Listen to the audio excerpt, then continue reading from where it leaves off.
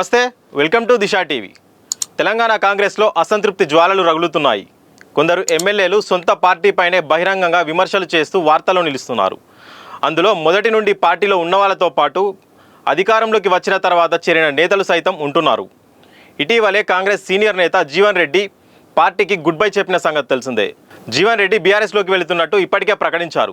జగిత్యాలలో భారీ బహిరంగ సభ నిర్వహించి కేసీఆర్ సమక్షంలో ఆయన గులాబీ గూటికి చేరనున్నారు. ఇది మర్చిపోకముందే ఎమ్మెల్యే పోచారం శ్రీనివాస్ రెడ్డి వ్యవహారం ఇప్పుడు పార్టీలో హాట్ టాపిక్ గా మారింది. బీఆర్ఎస్ పార్టీలో సుదీర్ఘకాలం పనిచేసిన పోచారం శ్రీనివాస్ రెడ్డి స్పీకర్, వ్యవసాయ శాఖ మంత్రి లాంటి ఉన్నత పదవులను అనుభవించారు. 2023 ఎన్నికల్లో బీఆర్ఎస్ నుండి ఎమ్మెల్యేగా గెలిచిన ఆయన పార్టీ అధికారంలో కోల్పోయిన తర్వాత 2024లో కాంగ్రెస్ కండువా కప్పుకున్నారు. సీఎం రేవంత్ రెడ్డి స్వయంగా పోచారం ఇంటికి వెళ్లి పార్టీలోకి ఆహ్వానించారు. 2011 నుండి బీఆర్ఎస్లో కీలకంగా పనిచేసిన పోచారం పార్టీ మారడంతో అప్పట్లో సంచలనం రేపింది. బీఆర్ఎస్కు ఊహించని షాక్ తగిలింది. అయితే ఇప్పుడు ఆయన తిరిగి సొంత గూటికి వెళ్లాలనే ఆలోచనలో ఉన్నారనే ప్రచారం నియోజకవర్గంలో జోరుగా వినిపిస్తోంది. దానికి ముఖ్య కారణం ఆయన ఇటీవల చేసిన కామెంట్లే. బీఆర్ఎస్ ప్రభుత్వంలో మంత్రిగా, స్పీకర్గా పనిచేసిన పోచారానికి కాంగ్రెస్ ప్రభుత్వంలో వ్యవసాయ సలహాదారుడు అనే పదవిని కట్టబెట్టారు. దీంతో అప్పటి నుండే ఆయన కొంత అసంతృప్తితో ఉన్నట్టు తెలుస్తోంది.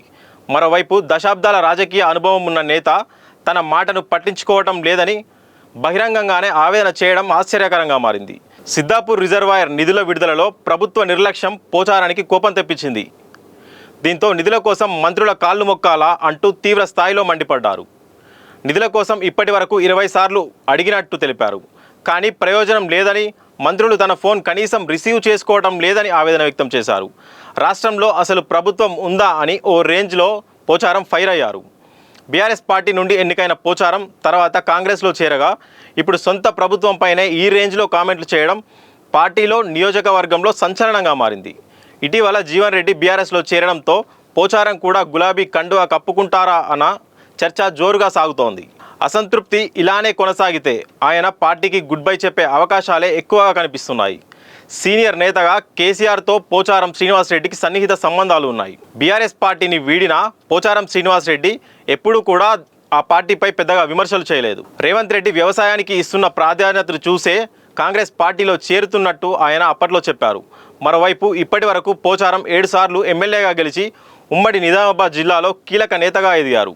కాబట్టి అలాంటి నేత తిరిగి కారెక్కుతానంటే బీఆర్ఎస్ కూడా ఆహ్వానించే అవకాశాలే ఎక్కువగా కనిపిస్తున్నాయి.